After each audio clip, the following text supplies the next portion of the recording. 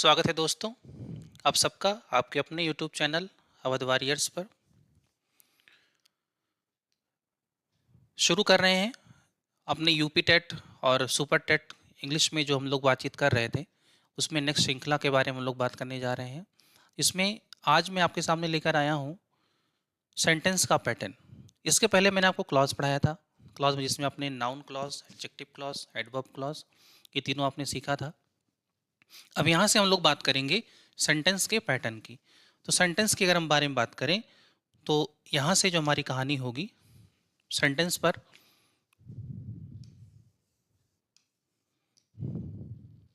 Sentence के बारे में अगर हम लोग बात करें,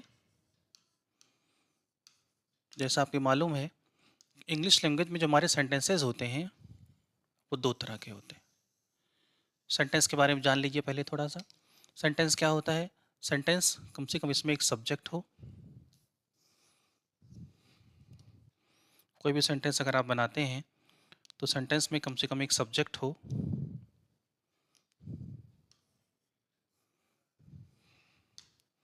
सेंटेंस में कम से कम एक सब्जेक्ट हो और एक प्रेडिकेट हो।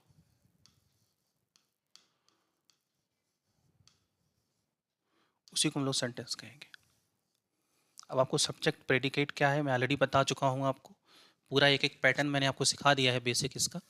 तो इस पे आइए यहाँ पे शुरू करते हैं सेंटेंस के पैटर्न के बारे में। और यहाँ पर अगर मैं सेंटेंस के बारे में आपसे बात करूँ तो इंग्लिश लैंग्वेज में सेंटेंसेस जो हमारे होते हैं ये दो तरह के होते हैं। एक होता है आपका meaning based,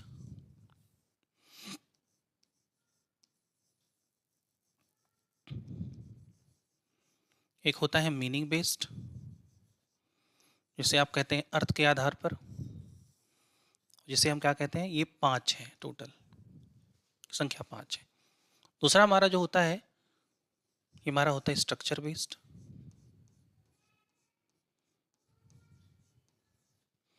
structure based,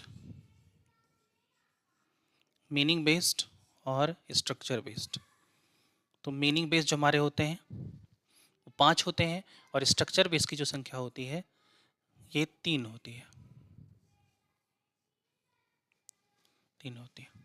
meaning based में अगर हम बात करें तो मीनिंग बेस्ड में जो हमारा होता है ये होगा आपका असर्टिव सेंटेंस, असर्टिव सेंटेंस,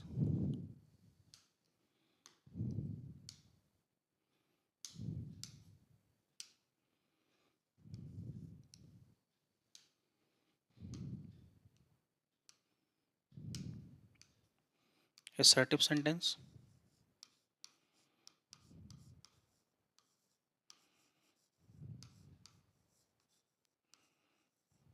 दूसरा इसमें आता है आपका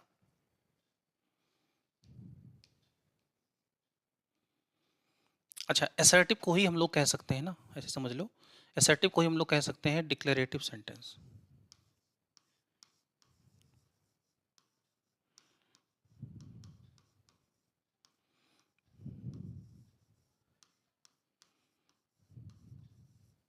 डिक्लेरेटिव सेंटेंस। और इसी सेंटेंस को हम दो पार्ट्स में डिवाइड कर लेते हैं, ए और बी। ए में अफर्मेटिव सेंटेंस,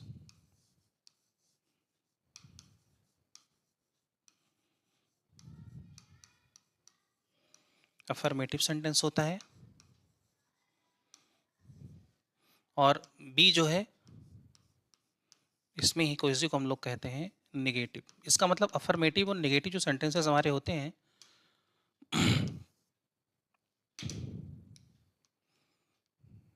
अफर्मेटिव और नेगेटिव हमारे जो सेंटेंसेस होते हैं ये दोनों असर्टिव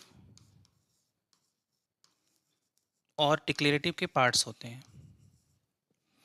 असर्टिव और नेगेटिव कोई सेंटेंस नहीं है, ये सेंटेंस के पैटर्न्स में आप ऐसे मान सकते हैं कि अगर मैं अफर्मेटिव भी लिखूंगा तो भी मैं इसे असर्टिव कह सकता हूं और मैं नेगेटिव सेंटेंस बनाता हूं तो भी मैं उसे क्या कह सकता हूं, असर्टिव बोल सकता हूं। ठीक है। दूसरा हमारा इसमें जो आता है वो आता है interrogative sentence.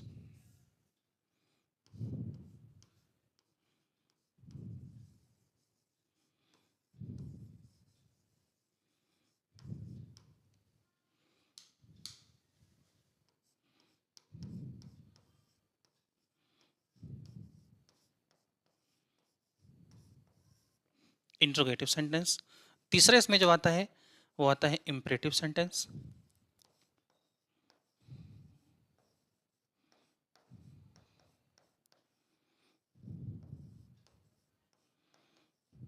Imperative sentence.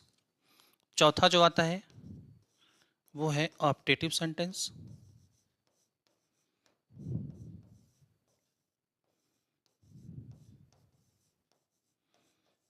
Optative sentence.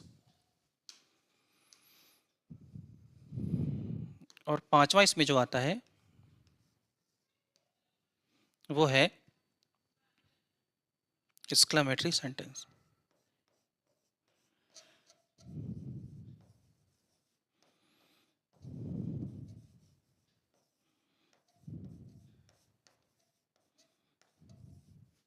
तो कौन कौन हुआ? तो आप कहेंगे सर असर्टिव, या आप इसे डिक्लेरेटिव कह लीजिए। क्वेश्चन नेगेटिव में होगा, ऑप्शन में नेगेटिव आपको मिलेगा नहीं, ऑप्शन में आपको डिक्लेरेटिव मिलेगा, तो आप कंफ्यूज हो जाओगे, ध्यान रखना। ठीक है।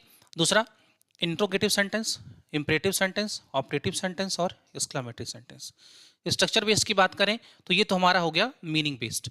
स्ट्रक्चर बेस्ड की अगर मैं बात करूं तो मैं स्ट्रक्चर बेस्ड को यहां लिख रहा हूं। स्ट्रक्चर बेस्ड को मैं यहां लिख रहा हूं। ठीक है। तो इसमें पहला जो आपका आता है ये आता है सिंपल सेंटेंस।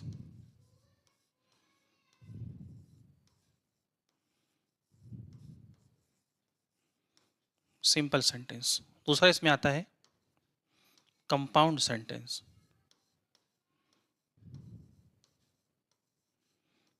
Compound sentence. और तीसरा जो होता है वो होता है कॉम्प्लेक्स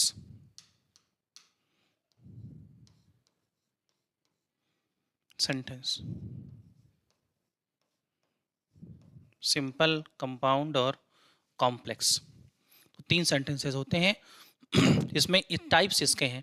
अच्छा, इसमें एक और पॉइंट्स आपका जुड़ता है, कहीं कहीं हम लोग चौथा भी यूज कर रहे होते हैं, compound complex sentence.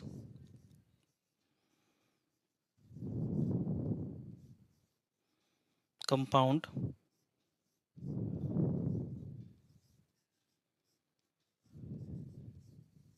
Complex sentence. तो ये हमारे सेंटेंस के टाइप्स हो गए। अब आपसे पूछेगा, क्वेश्चन दे देगा आपसे, which of the following is not a meaning based sentence. कौन सा मीनिंग बेस्ड सेंटेंस नहीं है? Interrogative, imperative, optative, complex sentence, इस तरह से दे देगा। कौन सा स्ट्रक्चर बेस्ड सेंटेंस नहीं है? तीन इसमें से दे देगा, एक यहाँ से दे देगा। ठीक है, बहुत अगर बेसिक पूछेगा तब की मैं बात कर रहा हूँ। ठीक है। अगर इसके एक स्टेप आगे जाके सोचें तो अब एक एक इसके डिटेल्स में हमें जाना पड़ेगा। तो आइए इसके डिटेल्स को समझने की कोशिश करते हैं। तो सबसे पहला हमारा जो सेंटेंस है वो है असर्टिव सेंटेंस।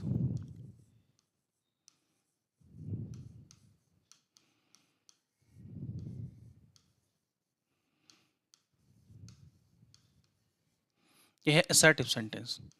अच्छा, असर्टिव को ही आपने क्या कहा था? आपने कहा था डिक्लेरेटिव।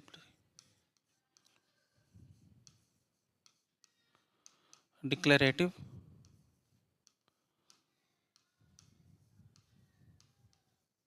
Declarative sentence. चाहे असर्टिव कह दो चाहे डिक्लेरेटिव कह दो। तो मैंने बात किया किस पर? ये पहला सेंटेंस हमारा है। अब इसके सब पार्ट्स में जो आता है वो पहले कौन सा आता है? तो आप कहेंगे सर ये पहला आता है अफर्मेटिव सेंटेंस।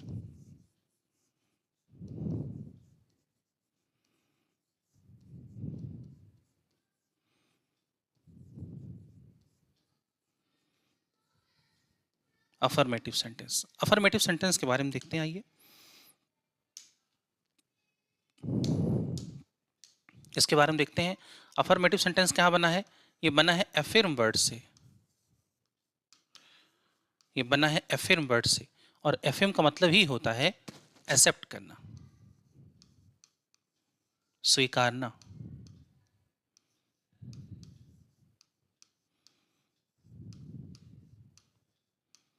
इसी को हम लोग कहते हैं स्वीकार करना। तो अगर एफएम की बात करेंगे तो मैं बात करूंगा एक्सेप्ट की। इसका मतलब यहाँ पर कुछ एक्सेप्ट कर रहे हैं आप, और जब आप एक्सेप्ट करेंगे इसका मतलब यहाँ पर आप हामी भर रहे होंगे। तो आप क्या कहेंगे? तो आप कहेंगे यह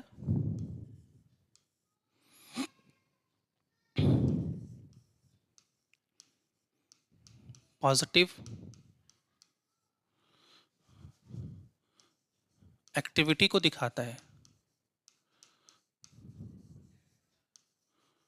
मतलब इसमें किसी भी एक्शन का को आप होते हुए देख रहे होते, जहां पर किसी एक्शन को होते हुए दिखाया जाता है वो आपका अफर्मेटिव सेंटेंस या फिर मतलब ही होता है स्वीकार करना। तो ये पॉजिटिव एक्टिविटी को दिखाता है।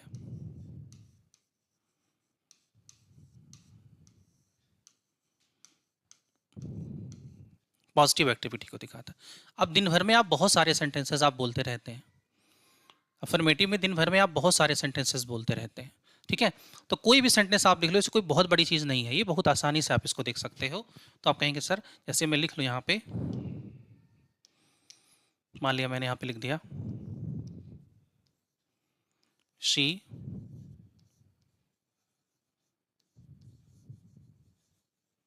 टीचेस इंग्लिश, कह रहा है कि वह इंग्लिश पढ़ाती है। तो आप कहेंगे असर्टिव सेंटेंस है। असर्टिव में अफर्मेटिव सेंटेंस है। दूसरा,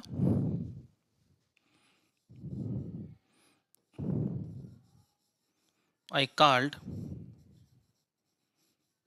माई फ्रेंड्स, कह रहा मैंने अपने मित्रों को बुलाया। I called whom? My friends.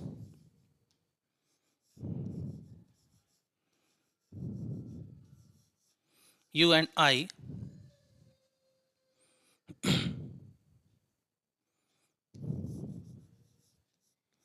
Help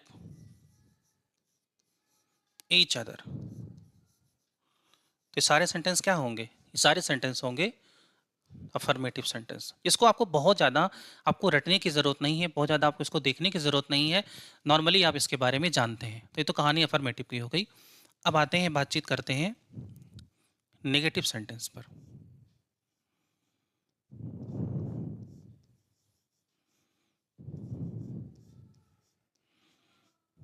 negative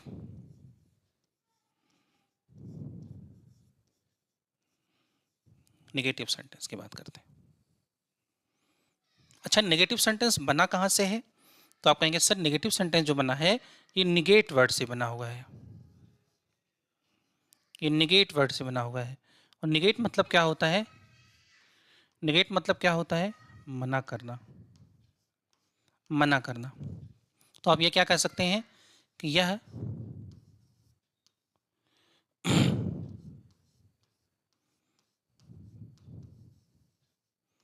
action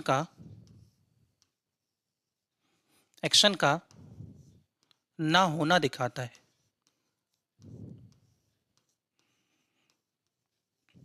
negative अपने नाम से ही क्लियर है। तो इसके कुछ कीज याद कर लो। इसके कुछ कीज हैं जो फिक्स हैं, जो आपसे पूछे जा सकते हैं या इसमें से क्वेश्चन आपसे बन सकते हैं। तो आप जैसे कहेंगे नो हो गया, नॉट हो गया, नेवर हो गया, नन हो गया,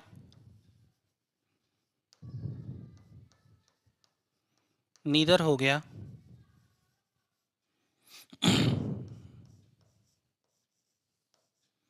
नोबडी हो गया, नथिंग हो गया, एटसेट्रा। तो आप क्या बोलेंगे? तो आप कहेंगे अगर इसमें से ऐसा कुछ भी पैटर्न आपको कहीं दिखा तो आप समझ जाना पक्का वो सेंटेंस क्या है आपका? नेगेटिव सेंटेंस है, ठीक है। वो सेंटेंस आपका क्या है? नेगेटिव सेंटेंस है। अगर ऐसा कहीं भी दिखा तो सेंटेंस आपका क्या है? नेगेटिव सेंटेंस है। जैसे देखो,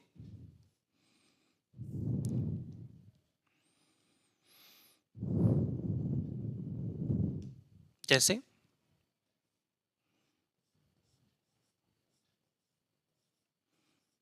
nobody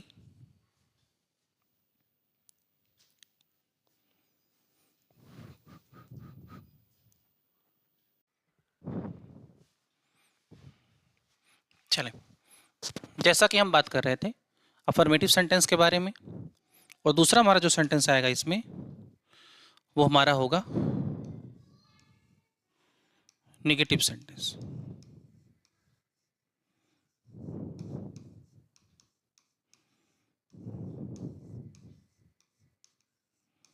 नेगेटिव सेंटेंस होगा। नेगेटिव सेंटेंस कहाँ से बना है ये, तो आप कहेंगे सर ये निगेट वर्ड से बना है, कि बना है निगेट वर्ड से। और निगेट मतलब होता है मना करना।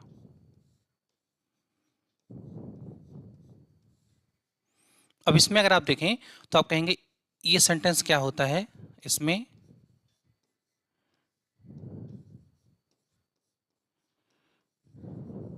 एक्शन का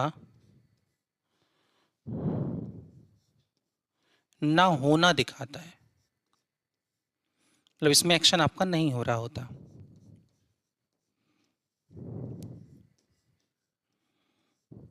तो हमने कहा था कि अब इसमें देखो इसकी कुछ कीज आप याद कर लो। अगर कोई सेंटेंस नेगेटिव होगा तो उसके कुछ कीज याद होंगे जो नेगेटिव वाले आपके होंगे सारे के सारे। जैसे नो हो गया, जैसे नॉट हो गया, जैसे नेवर हो गया, जैसे नन हो गया,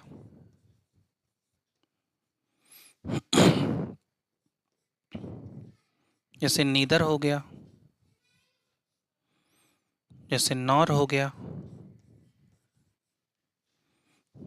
ठीक है, तो ये अगर ऐसा कुछ आपको कहीं मिल जाए, जैसे आपका नोबडी हो गया, सब में नॉट है, नथिंग हो गया, नो वन हो गया, तो ये सारे सेंटेंस आपके क्या बनाएंगे, ये सारे के सारे आपके नेगेटिव सेंटेंस बना रहे होंगे। तो नेगेटिव की अगर हम बात करें तो आप जानते हैं कि ये दोनों अफर्मेटिव और नेगेटिव दोनों किसके पार्ट्स हैं, असर्टिव या डिक्लेरेटिव के। क्वेश्चन कैसे पूछेगा देखो, इसमें इसमें आपको सेंटेंस दे देगा,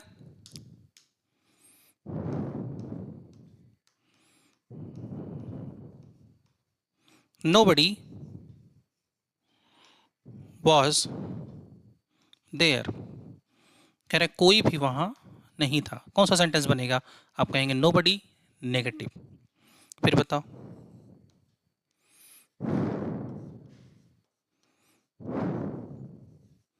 neither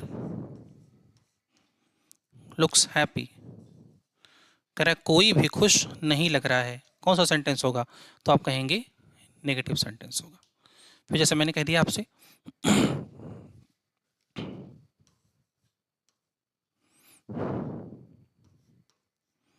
they were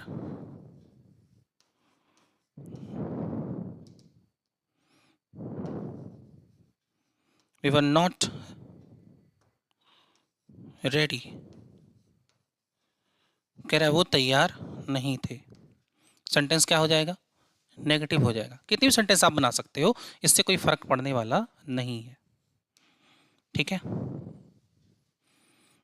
I never read novel, sentence क्या हो जाएगा, नेगेटिव। अब देखो डायरेक्ट क्वेश्चन पूछेगा तो कोई टेंशन की बात नहीं, जैसे हमसे पूछा कि किस टाइप का सेंटेंस है, तो आप कहेंगे नेगेटिव सेंटेंस है। लेकिन कभी कभी वो क्या करता है, वो जैसे सेंटेंस आपका दे दिया पहला, नोबडी वाज देयर, कोई वहां नहीं था, तो ऑप्शन में नेगेटिव नहीं होगा, आपके ऑप्शन में या तो असर्टिव होगा या तो आपके ऑप्शन में डिक्लेरेटिव होगा। तो ये जरूर ध्यान रखिएगा, क्योंकि इस पे ही क्वेश्चन आपसे अगर घुमा के पूछना होगा, आपको कंफ्यूज करने के लिए पूछना होगा, तो फिर क्वेश्चन इसी पैटर्न से पूछेगा। और अगर नॉर्मली क्वेश्चन पूछेगा तो कोई बात ही नहीं है फिर यहाँ पे। जैसे मान लेते हैं, अब मैं आपसे बताऊं कि इसका नाम डिक्लेरेटिव पड़ा क्यों है। डिक्लेरेटिव मतलब होता है डिक्लेयर करना, डिक्लेरेटिव मतलब होता है डिक्लेयर करना। और कोई चीज़ अगर आप डिक्लेयर कर रहे हो तो आप हाँ भी कह सकते हो और आप ना भी कह सकते हो। कैसे, आपका रिजल्ट डिक्लेयर होता है तो सारे लोग वहाँ पास नहीं होते, कुछ लोग फेल भी होते हैं। तो डिक्लेयर किसको दिखाता है, तो डिक्लेयर नेगेटिव और पॉजिटिव दोनों को दिखाता है। तो इसीलिए अगर सेंटेंस आपका चाहे आपका अफर्मेटिव में हो चाहे आपका सेंटेंस नेगेटिव हो, दोनों किसके पार्ट्स होते हैं, डिक्लेरेटिव के ही पार्ट्स होते हैं। उसी को हम एसर्शन बोलते हैं, असर्ट करना, कंफर्म करना, क्लियर करना। तो दोनों किसके पार्ट हो जाएंगे, इसी के ही पार्ट हो जाएंगे। ठीक है, तो आपके पेपर में इन्हीं में से क्वेश्चन पूछता है। क्वेश्चन मैक्सिमम शुरू होते हैं आपके नेगेटिव वाले सेंटेंस से। ठीक है, क्वेश्चन आपके शुरू होते हैं नेगेटिव वाले से। ठीक है, अब देखें इसके बाद कौन सा आता है, इसके बाद जो आता है वो हमारा है interrogative sentence.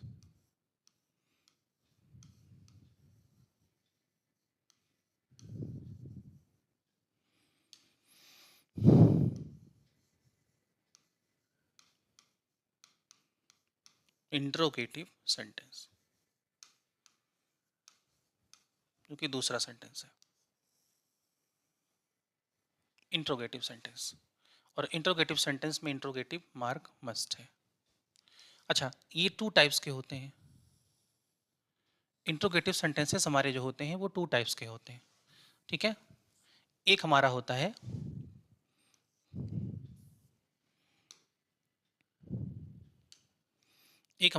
Close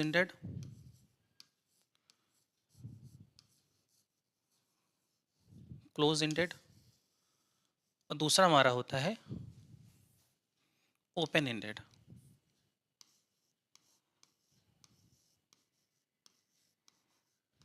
close ended और दूसरा होता है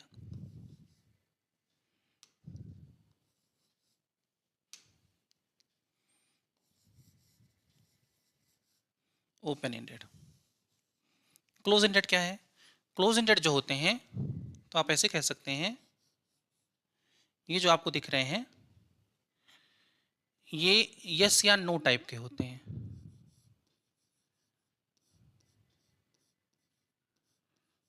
नो टाइप सेंटेंस है, मतलब अगर आप किसी से क्वेश्चन पूछोगे तो आपको यहाँ पर दो ही आंसर मिलेंगे, या तो हाँ या तो ना, मतलब इनका हाँ या ना में जवाब मिलता है। और ये क्या होते हैं? ये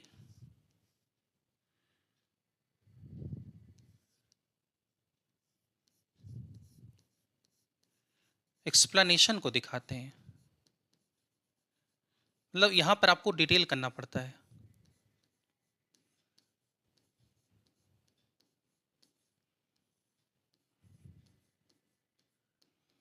ये एक्सप्लेनेशन को दिखाते हैं। कौन से? Open ended. ऐसे समझो, फिर समझो इसको। ये हेल्पिंग वर्ब से शुरू होते हैं।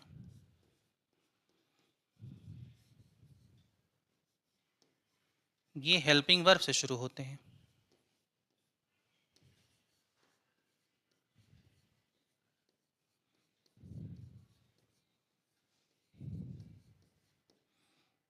ये हेल्पिंग वर्ब से शुरू होते हैं। कौन से? Close ended. और ये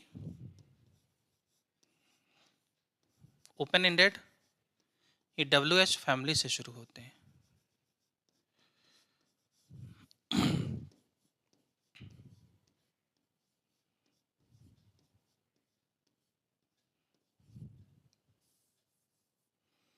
ये WH फैमिली से शुरू होते हैं।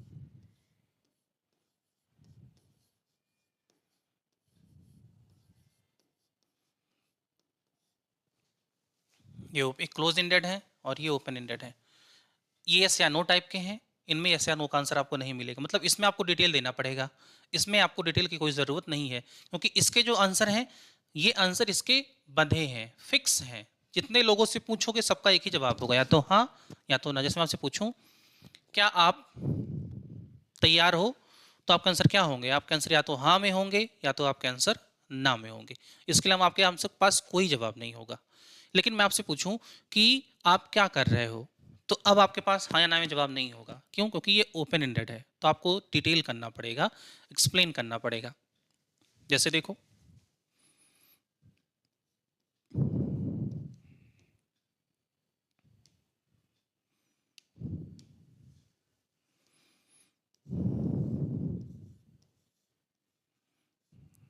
डज शी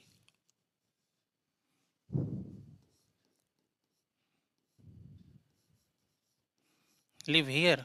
करे क्या वो यहाँ रहती है? तो आपका आंसर क्या होगा? तो हाँ या तो ना। इसके अलावा आपके पास कोई जवाब नहीं होगा, दो ही जवाब आपके पास होंगे। अच्छा, अगर मैं ऐसे कह दूं,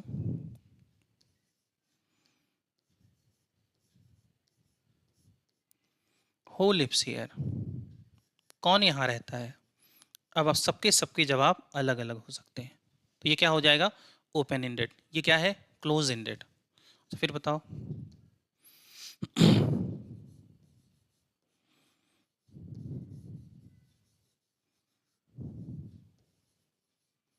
हैव यू सीन देम? अरे क्या तुमने उन्हें देखा है? तो क्या हो जाएगा ये? Open ended, sorry close ended, या तो हाँ या तो ना, इसके अलावा कोई आंसर नहीं होगा। लेकिन अगर मैं आपसे पूछूं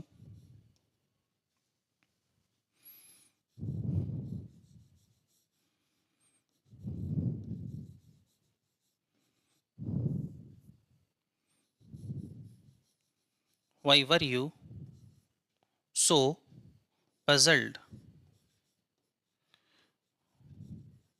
कह रहा है तुम इतने परेशान क्यों हो। अब मुझे रीजन बताना पड़ेगा, मुझे डिटेल बताना पड़ेगा। इसे क्या बोलेंगे हम, इसे बोलेंगे ओपन एंडेड। तो ये कहानी हमारी किसकी है, क्लोज एंडेड और ओपन एंडेड इंट्रोगेटिव सेंटेंसेस की। ऐसे याद कर लो, जिसका जवाब देने के लिए आपको मुंह खोलना पड़े वो ओपन एंडेड है, और जिसका जवाब देने के लिए आपको मुंह खोलने की जरूरत ना पड़े, आप बिना मुंह खोले आंसर दे सकते हैं, ये क्लोज है। क्लोज मतलब बंद, तो बंद है इसका मतलब मुंह बंद करके आंसर दे लो। ओपन एंडेड क्या होता है, ओपन का मतलब होता है जहां मुंह खोलना पड़े। जैसे मैंने आपसे पूछा कि क्या आप तैयार हैं, तो आपने कहा मतलब हाँ, मतलब ना, बिना मुंह खोले आंसर मिल गया मुझे।